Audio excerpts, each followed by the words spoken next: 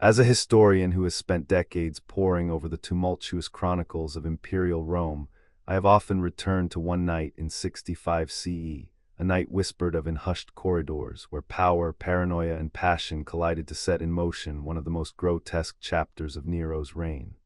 It was the night when Empress Poppaea Sabina, famed for her beauty and her dangerous influence over the emperor, met her tragic and brutal end. Yet, to understand this moment is not to simply recount the clash of two individuals. It is to explore the peculiar madness of an emperor who, even in grief, sought to remake the world in his own disturbed image. Poppaea Sabina was not merely a consort, she was a force of nature in the Roman court, born into wealth and privilege.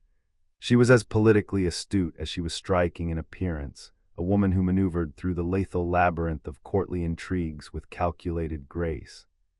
Ancient sources, particularly Tacitus and Suetonius, paint her as both ambitious and manipulative, though we must approach their accounts with caution. Roman historians, often senatorial and hostile to emperors, relished exaggerating the vices of those close to the throne.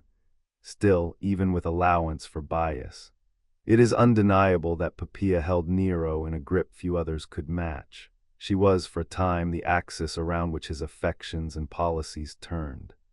The fatal quarrel that ended her life remains one of the most chilling domestic tragedies in Roman history. Accounts differ. Tacitus speaks of a vicious argument in which Nero, consumed by a tempest of anger, struck Poppaea in the abdomen, though she was heavily pregnant.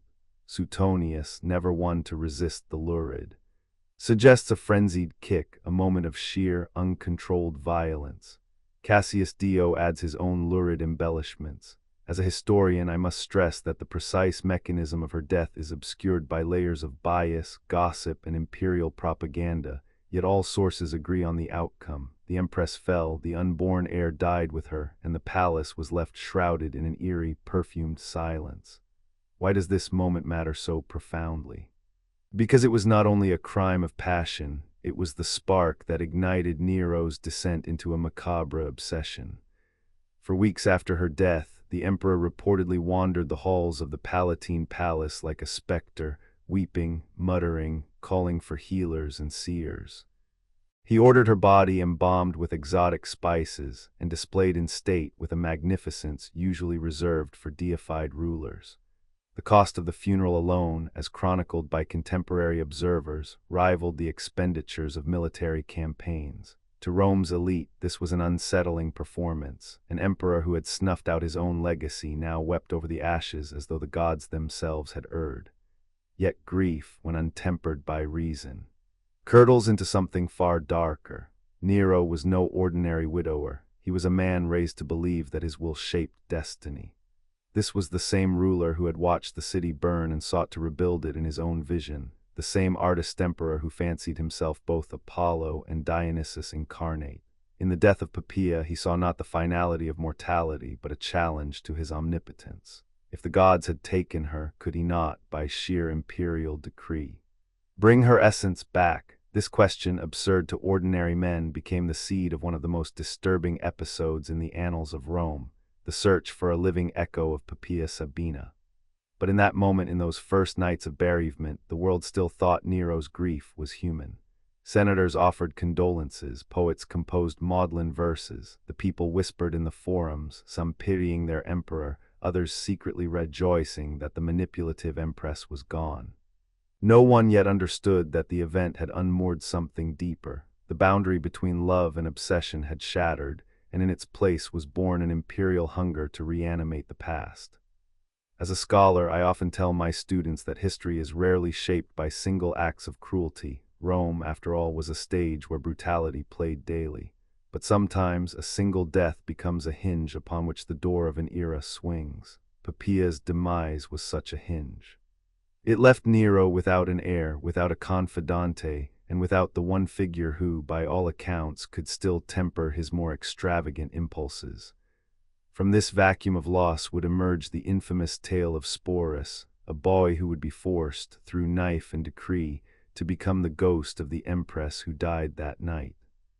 Among the many oddities of Nero's court, few moments were as consequential or as sinister as the day a teenage boy named Sporus first caught the emperor's eye. It was sometime in the late summer of 65 or early 66 CE, only a few months after the death of Poppaea Sabina. Rome was still a city haunted. The smoke of conspiracies lingered from the failed Pisonian plot, and whispers about the empress's violent end refused to fade. Nero, increasingly isolated, sought distractions in games, races, and public performances. Yet beneath this facade he remained a man gnawed by guilt and obsessed with the woman he had lost. Sporus, by contrast, was a child of obscurity. Ancient texts tell us little of his origins, a freedman's son perhaps, or a page already serving in the imperial household. His name itself is a cruel twist of fate. In Greek, sporos may mean seed or sowing, a term that would become a bitter irony as his body and identity were stripped away. Contemporary sources describe him as slight of build, with strikingly soft features, large, almond-shaped eyes, pale skin, and a manner too delicate for the brutal circus of Roman politics. To Nero, however, these were not merely the features of a boy, they were fragments, uncanny and seductive, of the wife he had slain. What happened next was not the result of a single impulsive desire, but of a pattern well established in imperial Rome, the belief that the emperor's will could shape reality itself. Just as Augustus had molded his heirs, just as Caligula had paraded his sisters as goddesses, Nero saw in Sporus the raw material for a perverse act of restoration. According to Cassius Dio, the boy was taken under the emperor's care and groomed not in the sense of education or patronage, but in a program of transformation so intimate and so violent that it blurred the line between possession and erasure. At first, this grooming was social. Sporus was dressed in the silks and perfumes once favored by Poppaea. He was taught to walk with the same measured, gliding steps that had enchanted the imperial court, to tilt his head just so, to smile with that faint, knowing restraint that Roman poets had immortalized in their verses. Servants whispered the empress's secrets to him, how she preferred her hair parted, what music pleased her after dinner, which phrases in Greek she murmured in the emperor's ear. It was as if the palace itself conspired to overwrite the boy's identity, layering over him the ghost of the dead. But in Nero's mind, resemblance was not enough. He wanted resurrection. Here history stumbles into the territory of the grotesque. Ancient chroniclers, none of them sympathetic to the emperor, claim that Nero ordered Sporus to be castrated, a procedure already known in the empire, though often crude and dangerous. The motives were not practical but symbolic, to halt the boy's natural maturation, to arrest him in a state of permanent androgynous beauty. Had Poppaea been reborn, the senators muttered in their private chambers, she would wear the face of a boy. As a historian, I must remind you that our sources, Tacitus, Suetonius, and Cassius Dio, relish these details not only for their horror but for their moral sting. They saw in this act the epitome of imperial decadence, a ruler so unmoored from Roman virtues that he played Pygmalion with a living child. Yet even if we allow for exaggeration, the core remains chillingly plausible. Rome in the mid-1st century CE was a city where human bodies could be refashioned by the powerful through slavery, through punishment, and in this case through the warped affections of an emperor. In this period, Sporus ceased to be a mere servant. He became a fixture at Nero's side. The emperor gave him jewels, attendants, and a new name that would soon echo across the empire, Sabina, the name of the woman he was meant to replace.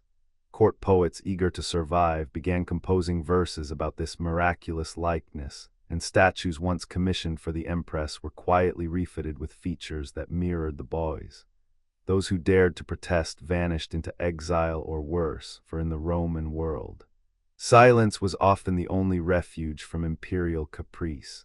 The tragedy here is not only what was done to Sporus, but what it revealed about the machinery of empire. In the Roman mind, the emperor was not merely a ruler. He was a cosmic principle, a living axis between gods and mortals. If he declared a boy to be his wife reborn, then the law, the Senate, and the temples bent to accommodate that fiction. And so, the first stage of Sporus's transformation was complete. His body altered, his identity rewritten, his fate bound to a dead woman's shadow. From this moment forward, the boy would no longer walk as himself. he would become a canvas upon which Nero painted his guilt and his longing. And in that act, intimate, invasive, and profoundly political, we glimpse the heart of autocracy, the power not merely to command armies, but to unmake and remake the human soul. By the time the winter of 66 CE drew its cold breath over Rome, the transformation of Sporus had already begun to pass from whispered curiosity to a spectacle that no one could quite ignore. As a historian of antiquity, I have often pondered this chapter not merely as a story of personal violation, but as a testament to the eerie intimacy between power and the human body in the Roman imperial court. For in those months, Nero did not simply mourn. He sculpted, and the material upon which he worked was a living boy. The process, by all surviving accounts, was neither swift nor merciful. Ancient authors, ever eager to underline the depravity of the emperor, describe the procedure in grim strokes, a crude castration performed by imperial surgeons, designed not for health but for symbolism. The aim was not only to prevent Sporus from maturing into full manhood, but to freeze him in a liminal state, a body that could neither grow into its own future nor return to its past. Suetonius records that the boy was cut to the pattern of a woman, a phrase chilling in its clinical detachment. Cassius Dio adds that the emperor called it an improvement, as though the act were one of artistry rather than domination. We must remember, the Roman world was no stranger to eunuchs. In the East, they guarded harems and palaces in Rome itself. They served as confidential attendants, singers, and go-betweens, but this was different. This was not castration as utility, but as theater, a performance of grief in flesh and blood. Every cut, every stitch was meant to summon the specter of Poppaea Sabina from the underworld, to craft a living reliquary in which the emperor's longing might dwell. For Sporus, the ordeal was not a single moment, but a slow dissolution. Recovery in that era was harsh and prolonged. Infection lurked in every corner, pain was a constant companion, and the loss of what Roman society defined as manhood was not only physical but existential. In a culture that prized virility as a measure of civic worth, Sporus was now a paradox, a youth clothed in the authority of a consort, yet stripped of the very markers of male citizenship. Yet Nero did not stop with the body. He understood, perhaps instinctively, that identity is performed as much as it is possessed. Thus began a regimen of tutelage. Sporus was trained to speak with the same cadence Poppaea had used in her private petitions. He was instructed to wear the empress's jewels, to mimic the languid turn of her wrist when receiving guests, to lower his eyes in the exact manner that had once made senators bend their knees. The palace, with its marble halls and perfumed chambers, became a theater of resurrection. By early 67 CE, the emperor staged his most audacious act, a marriage ceremony. Chroniclers differ on its setting. Some say it took place upon the Palatine, others whisper it was in Greece, where Nero spent lavishly on games and temples to his own genius. But all agree on the essentials. Sporus, veiled in the imperial purple, was presented as the new bride of Rome. There were torches, witnesses, gifts. There was even, Suetonius claims, the kiss of betrothal, to the watching court. It was both absurd and dangerous. Laughter could mean exile, disgust could mean death, so they applauded and the farce became law.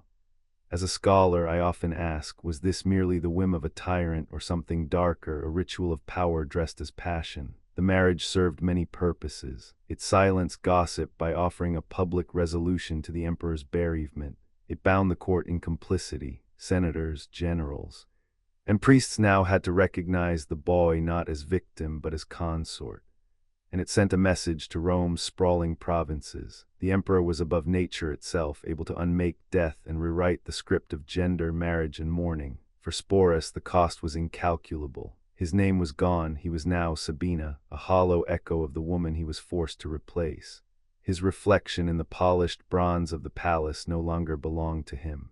In the evening, as musicians played and guests murmured flattery, he would sit beside Nero in the place once occupied by Poppaea, wearing her diadem, breathing her scent, repeating her words.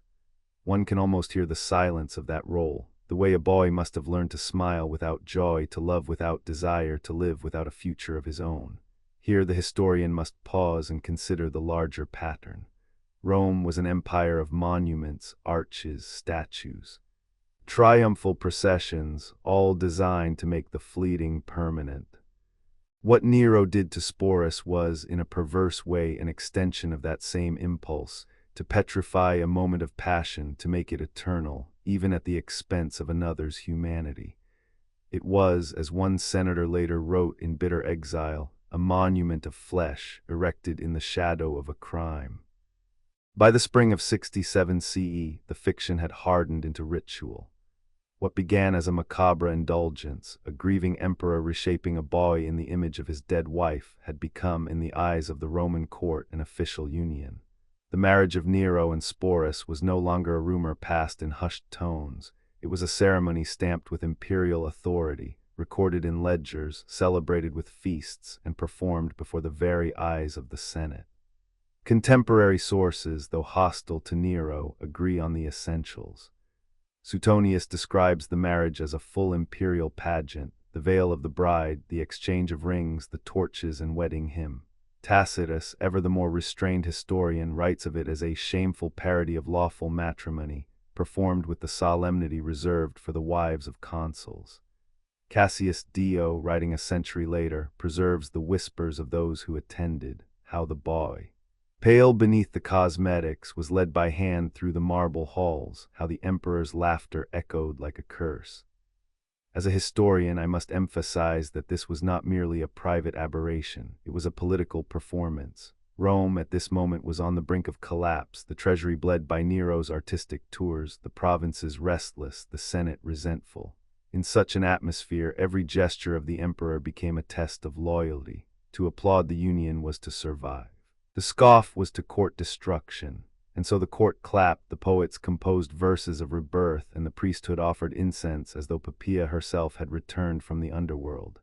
The marriage also served Nero's restless need for drama. He paraded Sporus, now Sabina, through the theaters and the games, presenting him to the Greek cities as his consort. In Corinth, he drove a chariot to the cheers of the crowd, Sporus seated beside him with downcast eyes. In Naples, they appeared together at a banquet where the emperor performed his own songs, declaring that love had conquered death. Each public appearance was both a declaration and a provocation, Rome's most powerful man flaunting his ability to rewrite the natural order. And yet, behind this gilded theater, the private reality was a quieter form of violence.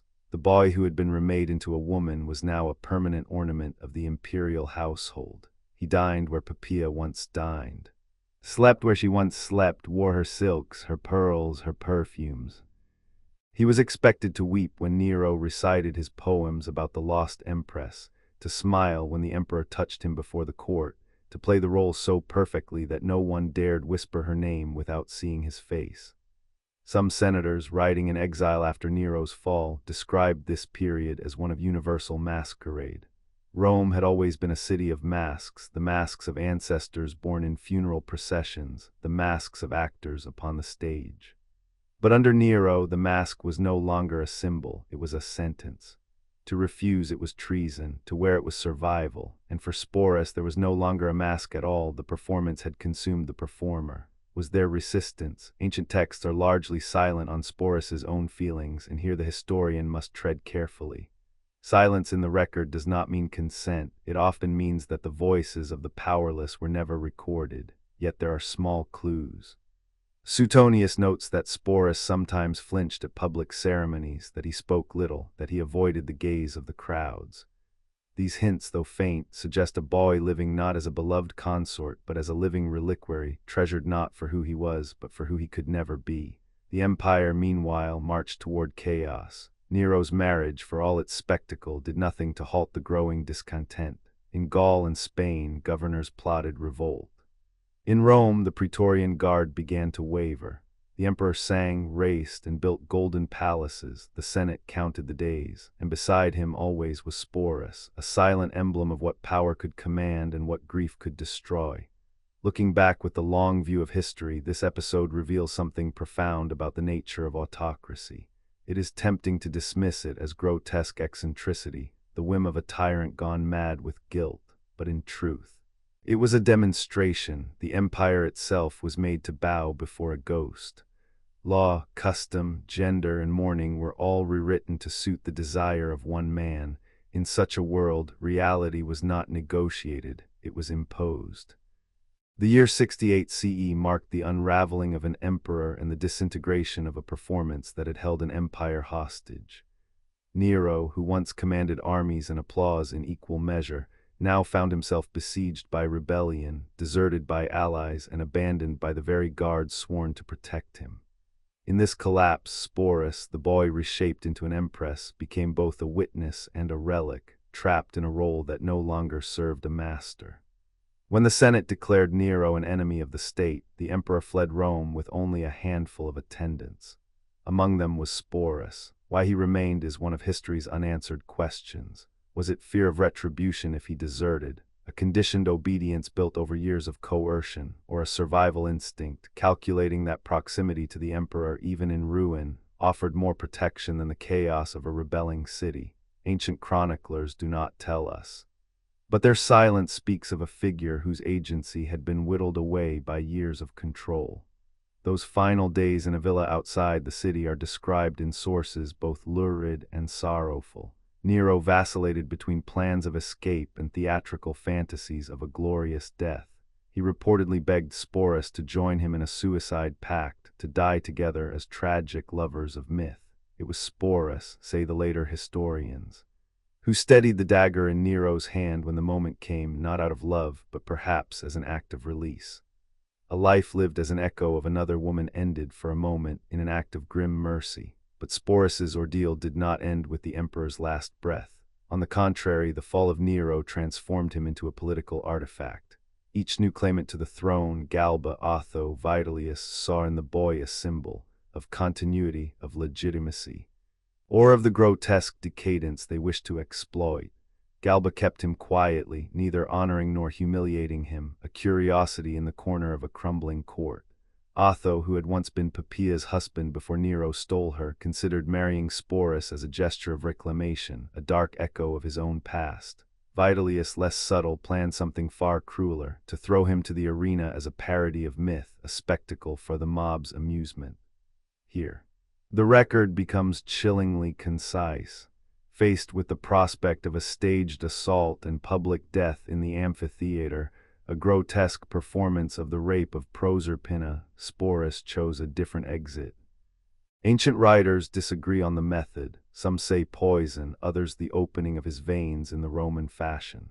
But all agree on his final act. He died by his own hand around the age of 20, ending a life that had been for half its span a living mask. What does a historian make of such a story? Beyond the sensational details, the surgery, the marriage, the parades, lies a deeper tragedy.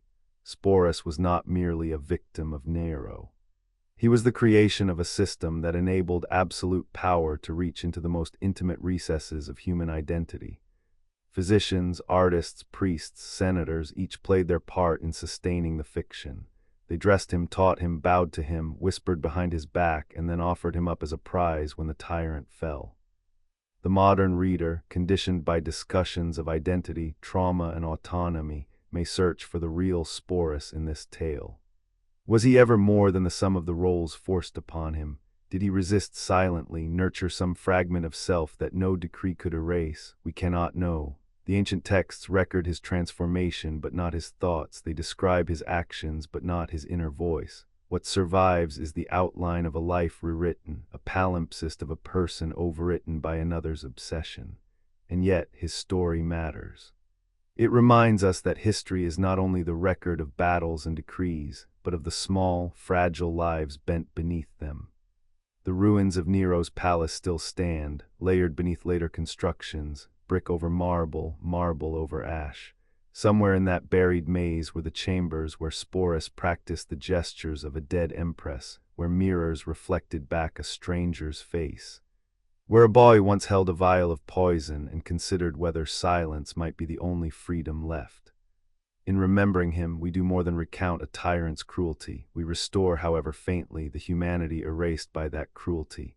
Sporus in death ceased to be an empress, a spectacle, a ghost. He became once more what he had been denied in life, a name on a page, a life worth telling not for its splendor but for its warning.